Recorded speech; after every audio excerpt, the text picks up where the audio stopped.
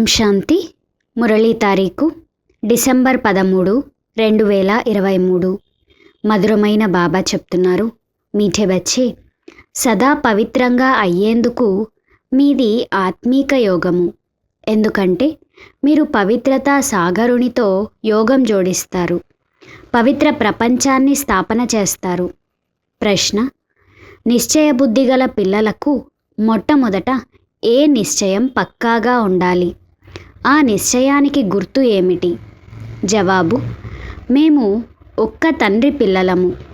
తండ్రి నుండి మాకు దైవీ స్వరాజ్యం లభిస్తుంది అన్న మొట్టమొదటి నిశ్చయం పక్కాగా ఉండాలి.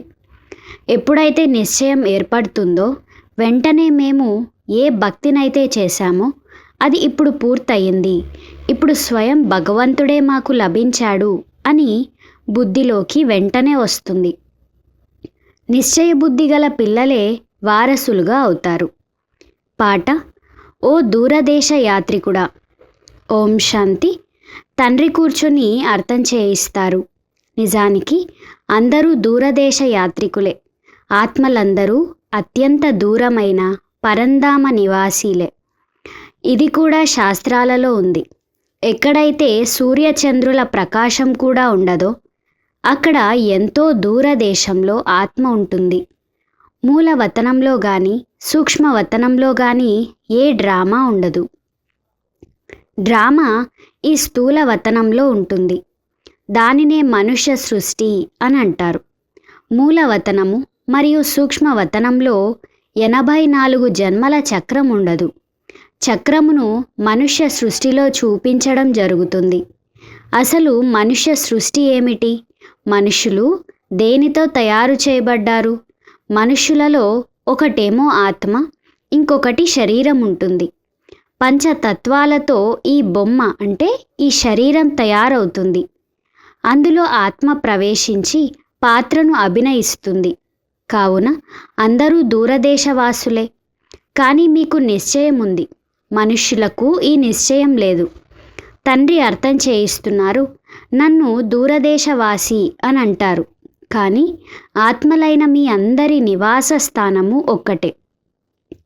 ఆ నాటకంలో ఏ పాత్రనైతే అభినయిస్తారో అందులో ప్రతి ఒక్కరికి తమ తమ ఇల్లు ఉంటుంది కదా. అక్కడ నుండి వచ్చి పాత్రను అభినయిస్తారు. ఇక్కడ మేమంతా ఒక్క తండ్రి పిల్లలమే. ఒకే ఇల్లైన పరంధామంలో ఉండేవారమని పిల్లలైన మీరు భావిస్తారు. అది బ్రహ్మ మహాతత్వం, ఇది ఆకాశతత్వం. ఇక్కడ పాత్రను అభినయిస్తారు. ఇక్కడ రాత్రి పగలు ఉంటాయి. అందుకే ఈ సూర్యచంద్రులు ఉన్నారు. మూలవతనంలో అయితే రాత్రింబవళ్ళు ఉండవు. ఈ సూర్యచంద్రులు దేవతలేమీ కారు. ఇవి రంగస్థలాన్ని ప్రకాశవంతం చేసే దీపాలు. పగలు సూర్యుడు ప్రకాశమును ఇస్తే రాత్రి చంద్రుని ప్రకాశం ఉంటుంది. ఇప్పుడు మనుషులందరూ ముక్తిధామానికి వెళ్ళాలని కోరుకుంటారు. భగవంతుడు పైన ఉంటాడని వారికి తెలుసు. పరమపిత పరమాత్మ అని భగవంతుణ్ణి కూడా తలుచుకుంటారు. తద్వారా బుద్ధి పైకి వెళ్ళిపోతుంది. ఆత్మ అర్థం చేసుకుంటుంది. కానీ అజ్ఞానపు నీడ కమ్ముకొని ఉంది. మేము ఇక్కడి నివాసులము కాము అని కూడా వారికి తెలుసు. వీరు మన తండ్రి. వారి నోటి నుండి ఓ గాడ్ ఫాదర్ అని కూడా అంటారు. ఆ తరువాత అందరూ తండ్రులే, భగవంతుడు సర్వవ్యాపి అని అనేస్తారు. అందరూ తండ్రులు కారని పిల్లలకు అర్థం చేయించడం జరిగింది. ఆత్మలందరూ పరస్పరం సోదరులు. ఇది తెలియని కారణంగా పోట్లాడుకుంటూ ఉంటారు. ఆత్మలైన మీరంతా సోదరులు, ఒక్క తండ్రి సంతానంగా అయ్యారు. నిశ్చయబుద్ధి గలవారుగా కూడా నంబర్ వారీగా ఉన్నారు. తండ్రి నుండి వారసత్వాన్ని పొందాలని లౌకిక సంబంధంలో నిశ్చయం ఉంటుంది. ఇక్కడ మాయ గడియ గడియ తండ్రి నుండి ముఖం తిప్పేస్తుంది. సర్వశక్తివంతుడైన తండ్రికి చెందినవారిగా అవ్వడంతో మాయ కూడా సర్వశక్తివంతమై పోట్లాడుతుంది. ఇది పంచవికారాలపై విజయం పొందేందుకు యుద్ధము. యుద్ధం ఎంతో ప్రసిద్ధమైనది. పోతే శాస్త్రాలలో కౌరవులు పాండవుల విషయాలను ఏదైతే చూపించారో అవేవీ లేవు. ఈ రావణునితో చేసే యుద్ధము చాలా భారీ యుద్ధం. తండ్రి స్మృతిలో ఉంటూ మనం సంపూర్ణంగా అవ్వాలని, ఆత్మ పవిత్రంగా అవ్వాలని కోరుకుంటాం. యోగం తప్ప ఇంకే మార్గమూ లేదు. ఇతర యోగాలేవైతే నేర్పిస్తారో అవి పవిత్రత కొరకు కాదు. అవన్నీ స్థూల యోగాలు, అల్పకాలికంగా ఉండే యోగాలు మాత్రమే. ఈ ఆత్మీక యోగము సదా పవిత్రంగా అయ్యేందుకు అని చెప్తున్నారు బాబా. పవిత్రత సాగరునితో మనము యోగమును జోడించడం ద్వారా పవిత్రంగా అవుతాము. ఈ యోగాగ్ని ద్వారా మీ జన్మ జన్మాంతరాల పాపాలు భస్మమవుతాయి. ఇది పతిత ప్రపంచము అని బుద్ధి కూడా చెబుతుంది. ఇది సత్యయుగమా లేక కలియుగమా అని ఎవరిని అడిగినా దీనిని సత్యయుగమని ఎవ్వరూ అనరు. సత్యయుగము కొత్త ప్రపంచంగా ఉండేది. దానిని స్వర్ణయుగమని, దీనిని ఇనుపయుగమని అంటారు. పాత ప్రపంచాన్ని కలియుగమని, కొత్త ప్రపంచాన్ని సత్యయుగమని అంటారు. ఇప్పుడు ఇది సత్యయుగము మరియు కలియుగం కూడా అని ఎవ్వరూ అనజాలరు. నరకవాసులంటే నరకవాసులే. పురాతన ప్రపంచాన్ని పతిత ప్రపంచమని, కొత్త ప్రపంచమును పావన ప్రపంచమని అంటారు. ఈ విషయాలు మనుషులకే అర్థం చేయించబడతాయి. జంతువులు పతిత పావన రా అనైతే అనవు కదా. ఎవరిని అడిగినా ఇది నరకం అనే అంటారు. భారతదేశమే కొత్త ప్రపంచమైన స్వర్గంగా ఉండేది. భారతదేశమే పాత ప్రపంచమైన నరకంగా ఉంది. మీరు ఎక్కువగా భారతదేశం గురించే చెబుతూ ఉండండి. మిగిలిన వారంతా మధ్యలో వస్తారు. వారితో మనకు సంబంధం లేదు. మన ధర్మమే వేరు. అది ఇప్పుడు ప్రాయలోపమైపోయింది. ఇప్పుడు మీరు నిశ్చయబుద్ధి గలవారిగా అయ్యారు. మనమంతా ఒకే తండ్రి పిల్లలమని మీకు తెలుసు.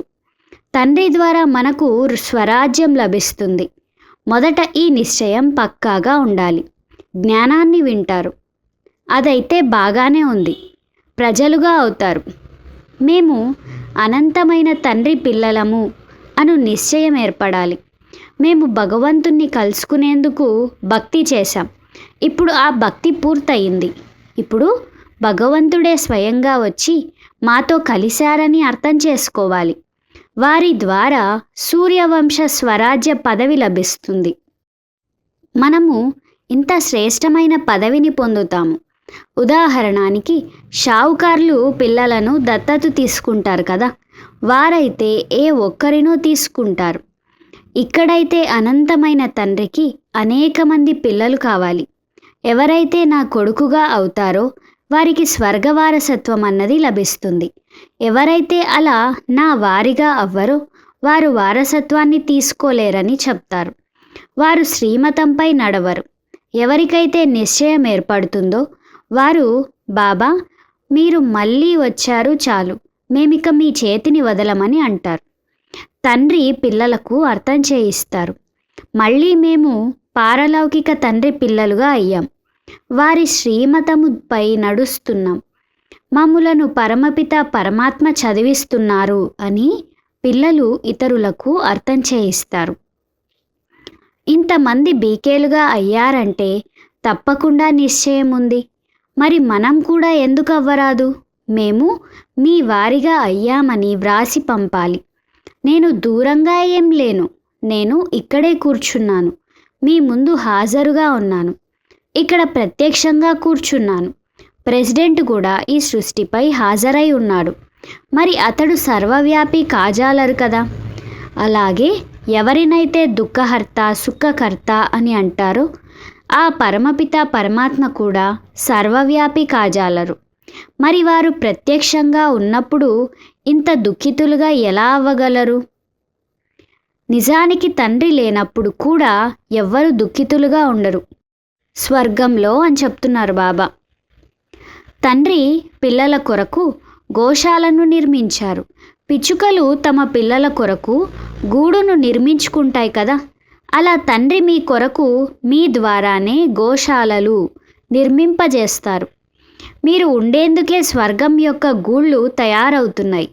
మీరు నా సలహాపై నడిచినట్లయితే స్వర్గంలో రాజ్యం చేస్తారు. పూర్తి నిశ్చయం ఉన్నట్లయితే గట్టిగా పట్టుకోవాలి. అలాగని ఇక్కడే కూర్చుండిపోవడం కాదు. ఇల్లు వాకిళ్లను వదలరాదు. వారైతే ఇల్లు వాకిళ్లను వదిలేస్తారు. గురువును భగవంతునిగా భావిస్తారు. వారు జీవిస్తూనే మరణించరు. మీరైతే జీవిస్తూనే మరణించి మళ్ళీ సత్యయుగంలో జీవించాలి. మీరు తండ్రి నుండి అనంతమైన వారసత్వాన్ని తీసుకుంటారు. ఇప్పుడైతే అనంతమైన తండ్రి చదివిస్తున్నారని, 21 జన్మల వారసత్వాన్ని ఇస్తున్నారని నిశ్చయమవుతుందో వారి శ్రీమతంపై నడవవలసి ఉంటుంది.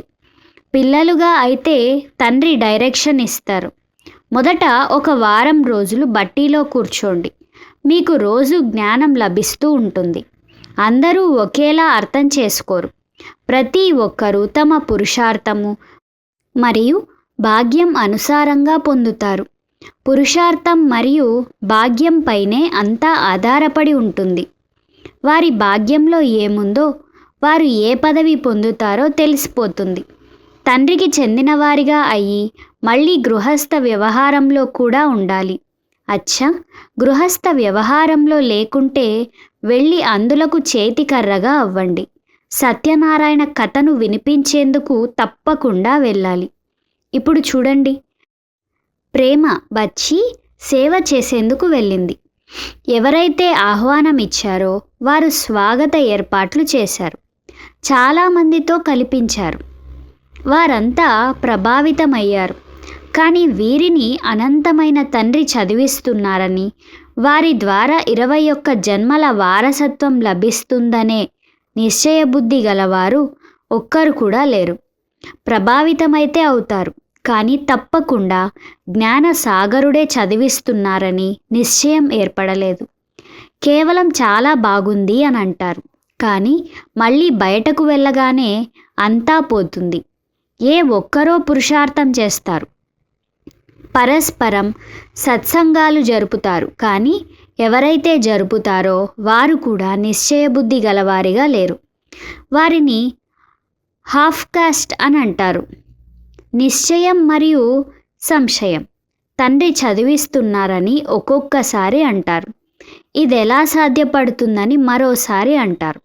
అవును, పవిత్రంగా అవ్వడమైతే మంచిదే, కానీ పవిత్రంగా ఉండడం చాలా కష్టమని అంటారు.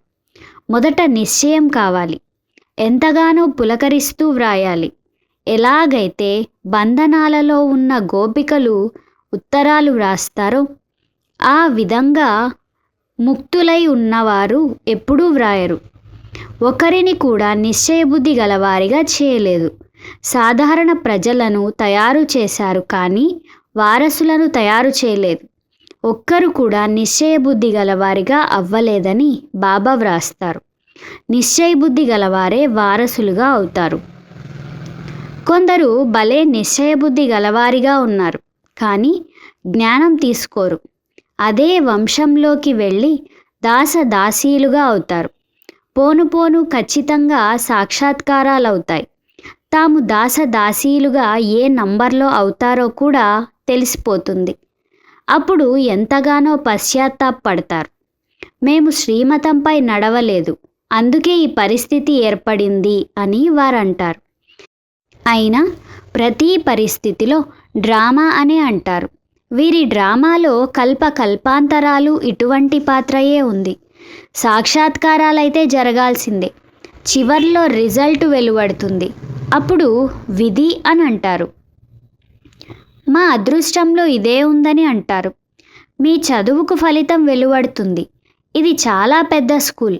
చదివించేవారు ఒక్కరే, చదువు కూడా ఒక్కటే, పరీక్ష కూడా ఒక్కటే. ఈ విద్యార్థులు ఎలా ఉన్నారో టీచర్లకు తెలుసు. అందరూ ముందుకు వెళ్తూ ఉంటారు. పోను పోను అన్నీ తెలుస్తూ ఉంటాయి. క్షణ క్షణం మీరు ధ్యానంలోకి వెళ్ళిపోతారు. ప్రారంభంలో వెళ్ళేవారు కదా, మీరు కూడా అర్థం చేసుకుంటూ ఉంటారు. తండ్రి కూడా అర్థం చేయిస్తూ ఉంటారు. మీరు పొరపాట్లు చేస్తున్నారు, శ్రీమతంపై నడవడం లేదు, ఇలా నడుస్తూ నడుస్తూ అలా అలవాటైపోతుంది. శివబాబా, మేము మీ శ్రీమతంపై నడుస్తున్నామా అని అడగండి. అప్పుడు మీరు నడవడం లేదు, అందుకే మీ భాగ్యం ఇలా కనిపిస్తుంది అని బాబా చెప్తారు. ఇప్పుడు చెడు దశ ఉంది, ముందు ముందు బాగుపడొచ్చు అని భావించబడుతుంది. కొందరు కామం యొక్క హల్కా నషాలో పడిపోతారు. భారతదేశం పావనంగా ఉండేది, శ్రేష్టాచారంగా ఉండేది. అది ఇప్పుడు భ్రష్టాచారిగా ఉంది. ఆ శ్రేష్ఠ దేవతల మహిమ అయితే ఉంది కదా. ఇదంతా అసురీ సాంప్రదాయము అంటున్నారు బాబా. నేను దైవీ సాంప్రదాయాన్ని స్థాపన చేసేందుకు వచ్చాను అని బాబా అంటారు. ఈ దేవీ దేవతా ధర్మం ఉన్నతోన్నతమైనది. ఒక్క తండ్రియే పతిత పావనుడు, కానీ మనుషులు ఏమీ అర్థం చేసుకోరు. ధర్మస్థాపన చేసేందుకు ఎవరు వచ్చినా వారు పవిత్రంగా తప్పకుండా అవుతారు. ప్రతి విషయంలోనూ మంచి చెడు రెండూ ఉంటాయి. తక్కువ భాగ్యం, మంచి భాగ్యం గలవారు కూడా ఉంటారు. ఇప్పుడు ఈ రావణ రాజ్యం అంతమవ్వనున్నది. ఈ రావణ నగరానికి ఇప్పుడు మంటలు అంటుకుంటున్నాయి. రాముని సైన్యమైన మీరు కూర్చొని ఉన్నారు. ఎవరైతే ఈ ధర్మానికి చెందినవారో వారు అర్థం చేసుకుంటూ ఉంటారు. నంబర్ వారీగా అర్థం చేసుకుంటారు. కొందరికైతే జనకునిలా ఒక్క బాణం తగులుతూనే సరెండర్ అయిపోతారు. వారు ఇక ఎటువంటి సాకులు చెప్పరు. ఇందులో సాకులు నడవజాలవు. కానీ మాయా తుఫానులు కూడా చాలా వస్తాయి. తాము ఈశ్వరీయ సంతానమని తమ వంశాన్నే మర్చిపోతారు. పిల్లలు చాలా మధురంగా అవ్వాలి. కామం నశ కొద్దిగా కూడా ఉండరాదు. కామం చాలా మహాశత్రువు. ఇదే అన్నింటికంటే పెద్ద పరీక్ష. పిల్లలు కలిసి ఉంటూ పవిత్రంగా అయ్యి చూపించండి అని తండ్రి అంటారు. తండ్రికి పిల్లల స్థితి తెలుసు. బాబా, నేను మిమ్ములను స్మృతి చేస్తున్నాను, మీ సేవను చేస్తున్నానని నిశ్చయబుద్ధి గల పిల్లలు సమాచారమును ఇస్తారు. సేవా సమాచారమును వ్రాస్తూనే సేవకు ప్రమాణం ఇచ్చినట్లు వీరిలో మంచి ఆశ కనిపిస్తోంది అని భావించగలను.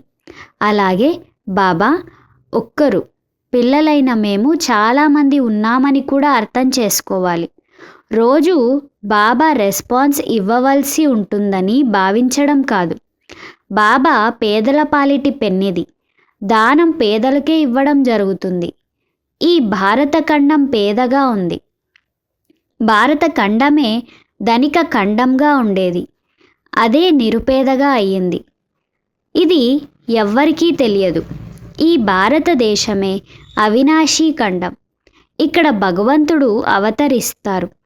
భారతదేశం బంగారు పిచ్చుకలా ఉండేది, అనగా సర్వ ఖజానాల బండారంగా ఉండేది. ఇప్పుడు ఆ సుఖధామంలోకి వెళ్లేందుకు మనమంతా పురుషార్థం చేస్తున్నాం. అచ్చా, మధురాతి మధురమైన అపురూపమైన పిల్లలకు మాతాపిత బాబ్దాదాల ప్రియ స్మృతులు మరియు గుడ్ మార్నింగ్. ఆత్మిక పిల్లలకు ఆత్మిక తండ్రి నమస్తే. हम रूहानी बच्चों की रूहानी माता पिता बाप दादा को याद प्यार गुड మార్నింగ్ और నమస్తే నమస్తే నమస్తే. ధారణ కొరకు ముఖ్య సారము. మొదటి పాయింట్, ఏ విధమైన సాకులు చెప్పకుండా తండ్రి శ్రీమతమును అనుసరిస్తూ ఉండాలి. సేవకు రుజువును ఇవ్వాలి. 2, మనం ఈశ్వరీయ సంతానం. మనది ఉన్నతోన్నతమైన వంశం. ఇది ఎప్పుడూ మర్చిపోరాదు. నిశ్చయబుద్ధి గలవారిగా అవ్వాలి. ఇతరులను అలా తయారు చేయాలి. వరదానము. శ్రేష్ఠ స్వమానం యొక్క సీటుపై ఉండి అందరికీ గౌరవమిచ్చే సర్వుల మాననీయ భవ. వివరణ. సదా తమ శ్రేష్ఠ స్వమానంలో స్థితమై ఉండి నిరహంకారులుగా అయ్యి అందరికీ గౌరవం ఇస్తూ ఉంటే ఇలా ఇవ్వడమే తీసుకోవడంగా అవుతుంది. గౌరవం ఇవ్వడం అనగా ఆ ఆత్మను ఉమంగ ఉత్సాహంలోకి తీసుకొచ్చి ముందుకు తీసుకెళ్లడం. సదా స్వమానంలో ఉండడం వలన సర్వ ప్రాప్తులు స్వతహాగా అవుతాయి. స్వమానం కారణంగా విశ్వమంతా గౌరవిస్తుంది. అంతేకాక సర్వుల ద్వారా శ్రేష్టమైన గౌరవానికి పౌత్రులుగా మాననీయులుగా అవుతారు. స్లోగన్: ఎవరైతే సర్వులకు గౌరవం ఇస్తారో వారి రికార్డ్ స్వతహాగానే బాగుంటుంది. అచ్చా. ఓం శాంతి.